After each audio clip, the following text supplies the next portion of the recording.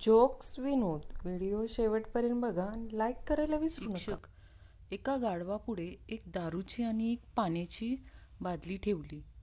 पण गाढव पाणीच प्याला तर सांगा, यापासून तुम्ही काय शिकलात चिंटू? जो दारू पित नाही तो गाढव असतो. वर्क फ्रॉम होमचा परिणाम. नवरा मुख्याध्यापक घरी बसून लॅपटॉपवर काम करत होता. बायको: काय हो, कुकर ठेवला होता गॅसवर, किती शिट्ट्या झाल्या? नवरा: आठवत नाही ग, लक्ष नव्हतं माझं. समोरून व्हिडिओ कॉलवर असलेले केंद्रप्रमुख: 3 झाल्या 3, मी ऐकल्या. मास्तर: सोन्या सांग की चंद्रावर पहिले पाऊल कोणी टाकले? सोन्या: नील आर्मस्ट्रॉंग. मास्तर: अगदी बरोबर. आणि दुसरे पाऊल कोणी टाकले? सोन्या: त्यानंच टाकला असेल की. हे काय लंगडं वाटलं वे तुम्हाला? मास्तराने खडू चावून खाल्ला. गुरुजी: बंड्या, आज डब्याला काय आणलं आहेस? बंड्या: गुरुजी, पुरणपोळी आणली आहे. गुरुजी: मला देशील का तुझा डबा? मी आज डबा आणला नाही. बंड्या: हो, देईन ना. गुरुजी: पण तुझ्या आईनं विचारल्यावर काय सांगशील? बंड्या: सांगीन, कुत्र्याने खाल्ला म्हणून. शिक्षक गण्याला: शिक्षक, 10 नारळांपैकी 7 नारळ नासले तर किती नारळ शिल्लक राहतील? गण्या: 10. शिक्षक: ते कसं? गण्या: नासलेले नारळ सुद्धा नारळच राहतील. त्यांचा काय फणस होईल काय मास्तर? गुरुजी: सगळ्यांनी आपल्याला काय आवडतं ते सांगा. बंड्या: तू सांग बरं. बंड्या: मला कविता आवडते. गुरुजी: वा वा, कोणती कविता आवडते? बंड्या: ती बघा, तिसऱ्या बाकावरची. शिक्षकाने विद्यार्थ्यांना 4 पानी निबंध लिहायला सांगितला. विषय होता आळस म्हणजे काय.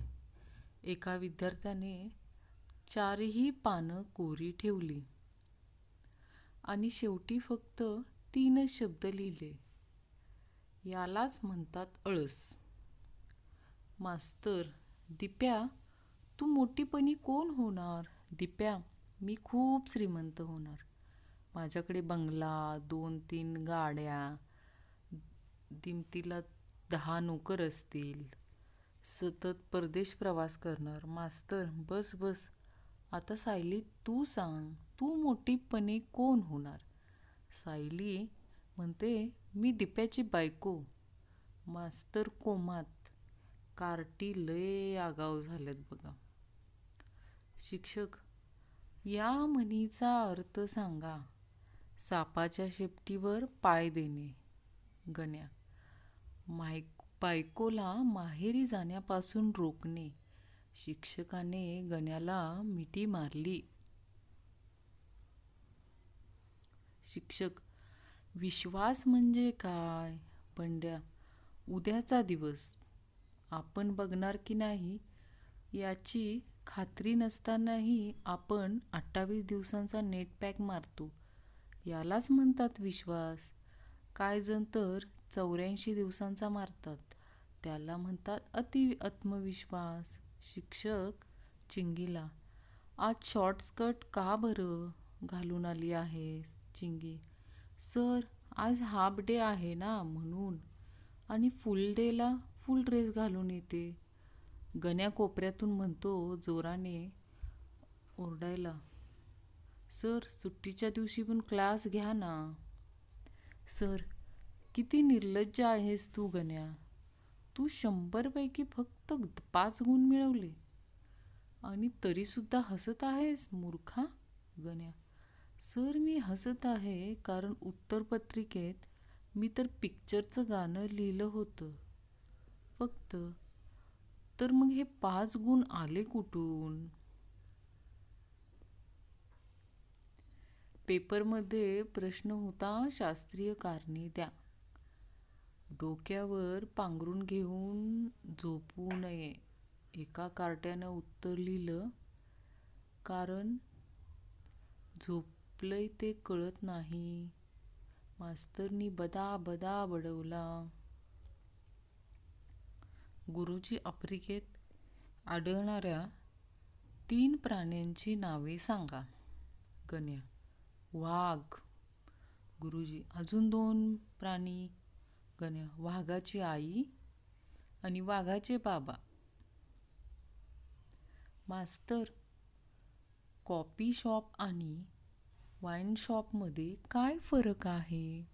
विद्यार्थी: सोपं आहे सर. प्रेमाची सुरुवात कॉफी शॉपमध्ये होते आणि शेवट होतो वाईन शॉपमध्ये. मास्तर: मुलांनो, तुम्ही सर्वात जास्त राग कोणाचा येतो? बंड्या उठला आणि म्हणाला, राजा राम मोहन रॉय. मास्तर: का रे बंड्या? कारण त्यांनी बालविवाह बंद केला नसता तर आज आम्ही जोडीने शाळेत आलो असतो. शिक्षक: बंडू, हसता हसता रडण्याचं एखादं उदाहरण सांग. बंडू: माझा मोठा भाऊ स्टूलवर उभा राहून पंखा स्वच्छ करत होता. पाय निसटून तो खाली पडला. तेव्हा मी खूप हसलो.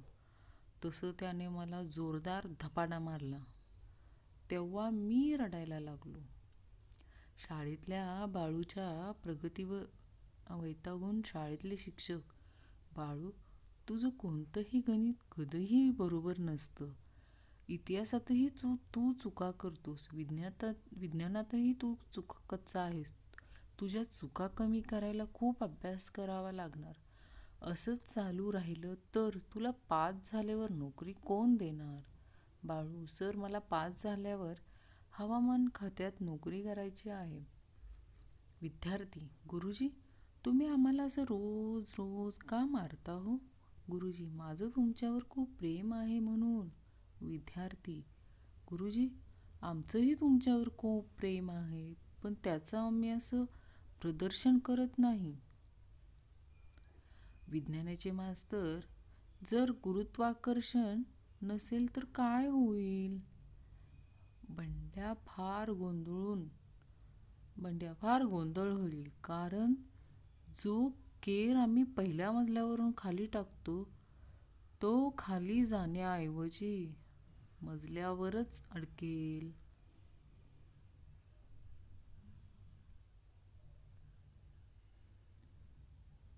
रम्या: गुरुजी, काल रात्री स्वप्नात मी अमेरिकेला गेलेलो. तिथून यायला उशीर झाला. शिक्षक: आणि चम्या, तुला का रे उशीर झाला? चम्या: सर, मी रम्याला आणायला एअरपोर्टवर गेलेलो. शिक्षक खामोश. रम्या चम्या बेहोश. मास्तर: कॉलेजातले पोरांना लव विषयी काही माहिती आहे का? विद्यार्थी एकाच आवाजात: नाही सर. मास्तर: जाणून घ्यायचे आहे का? विद्यार्थी: होय सर. मास्तर: मग नीट ऐका. लव हा रामायणातला रामाचा पुत्र होता. अधिक माहितीसाठी रामायण वाचा.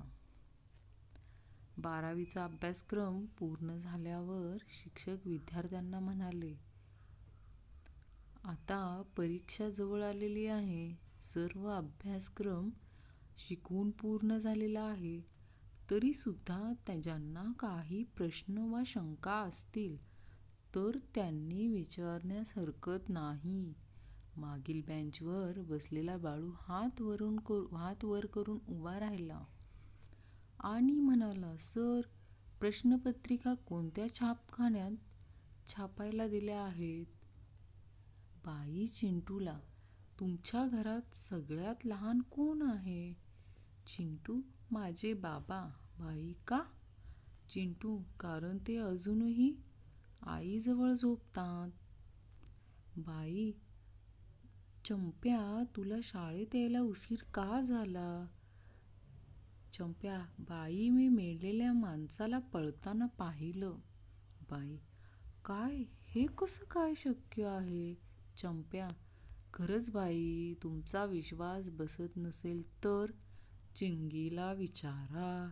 तिला सुद्धा उशीर होत होता. आम्ही दोघंही पळत होतो आणि पळता पळता पाहिलं की रस्त्यात एक माणूस मेलेला होता. टीचरनी विचारलं, बहुतांशी दाक्षिणात्य लोक काळे सावळे का असतात? नन्या उत्तरला, कारण ते लोक सनस्क्रीन लोशन न लावता सन टीव्ही, सूर्या टीव्ही आणि उदय टीव्ही पाहत असतात ना.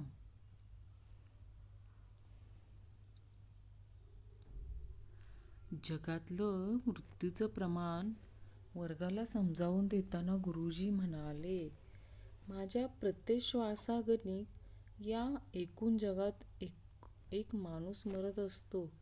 गुरुजींचे हे विधान ऐकून चिंटूने त्यांना विचारलं, असं जर आहे तर गुरुजी तुम्ही श्वास घेताच कशाला?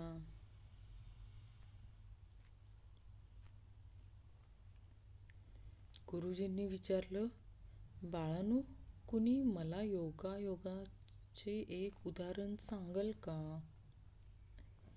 मन्या उत्तरला, गुरुजी, ज्या तारखेला, ज्या वेळी आणि ज्या ठिकाणी माझ्या बाबांचं लग्न झालं, त्याच जागी त्याच वेळी माझ्या आईचंही लग्न झालं. काय विलक्षण योगायोग.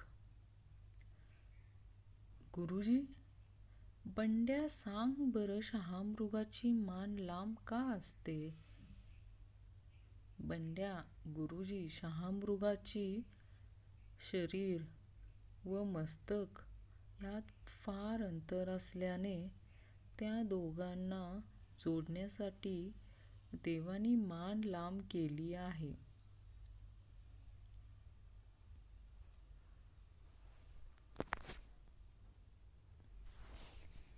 गुरुजी, 2 मधून 2 गेले, किती राहिले? चंप्या, काही समजलं नाही गुरुजी. गुरुजी, अरे तुझ्याकडे 2 चपात्या आहेत, त्यातल्या 2 चपात्या खाल्लास तर तुझ्याकडे काय उरेल? चंप्या, भाजी.